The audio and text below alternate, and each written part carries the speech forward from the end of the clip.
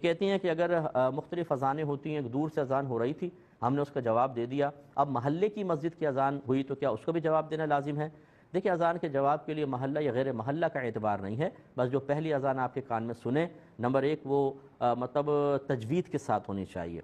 ये जो गैर गलत किस्म की अजानें होती हैं, ये इनका जवाब देना वाजिब नहीं है। अभी आम लोगों को पता नहीं होता, उलमा को मालूम होता है। उलमा ने फरमाया ऐसी अजान सुने भी नहीं, उसकी अजान का जवाब भी ना दें। अब एक आलिम दिन जवाब नहीं दे रहा, उस अजान के बीच में खा रहा है, जाहिल अवाम को पता ही नहीं होता, समझते हैं कि देखें जी अजान के बीच में तो खाना पीना नहीं चाहिए और ये खा पी रहे हैं, फ़ौरन बदजन हो जाते हैं। मैं अवाम से गुजारिश करता हूँ, कभी भी किसी बाअमल साहिब इल्म साहिब तकवा अगर शख्स से इस तरह के कोई मामला आपके सामने ज़ाहिर हो तो फ़ौरन बदगुमान ना हो सकता है कि वो शरीयत पर अमल कर रहे हों।